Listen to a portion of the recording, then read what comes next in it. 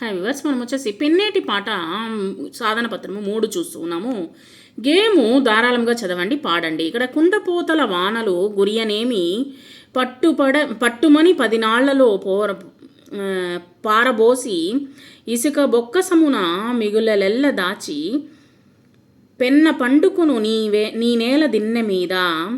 గేమ్లోని ద్విత్వాక్ష పదాలను రాయండి. ఇంకా ద్విత్వాక్ష పదాలు వచ్చేసి పట్టుమని, 10 నాళ్ళు, తర్వాత వచ్చేసి మిగులెల్ల, పెన్న, దెన్న అనేటువంటిది వచ్చేసి దెన్నె అనేటువంటిది వచ్చేసి ఇక్కడ ద్విత్వాక్ష పదాలు. తర్వాత వచ్చేసి నిఘంటువు ఆధారంగా పదాలకు అర్థాలు అనేటువంటి రాయండి. కుండపోత అంటే అతి భారీ వర్షము, దిన్నె అంటే ఇసుక దిబ్బ.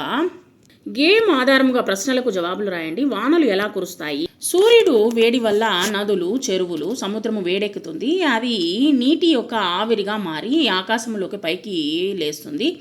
అది ఆవిరి రూపంలో మారి మేఘాలుగా మారుతాయి. మేఘాలు బరువు ఎక్కడం వల్ల ఎక్కడ చల్లగా ఉంటుందో ఆ యొక్క ప్రాంతంలో వర్షం రూపంలో మంచినీళ్లకు మనకు లభిస్తాయి. వర్షం అనేటువంటిది పడుతుందన్నమాట.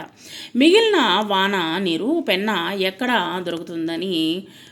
దొరుకుంటుందని కవి చెప్పారు. మిగిలిన వాన నీరు పెన్న ఇసుక సందుల్లో దూరుకుంటుందని కవి చెప్పాడు. తర్వాత వర్షంలో నీకు ఏ ఆటలు ఆడాలనిపిస్తుంది? వర్షంలో తడుస్తూ ఫుట్బాలు, పాటలకు డ్యాన్స్ చేయడము, తర్వాత కాగితపు పడవలను వదలడము, ఇవన్నీ వచ్చేసి ఇష్టమైనటువంటి నా ఆట నాకు. గీతల్లో అందంగా రాయండి. పచ్చ పచ్చని పొలాలు పల్లె సీమకు అందాలు. 2 లైన్ నోట్బుక్లో వచ్చేసి చక్కగా ఈ విధంగా పచ్చ పచ్చని పొలాలు పల్లె సీమకు అందాలు అంటూ దీంట్లోనూ రాయండి, నోట్బుక్లోనూ రాయండి, తర్వాత వచ్చేసి ఈ యొక్క వర్క్షీట్లోనూ రాయండి.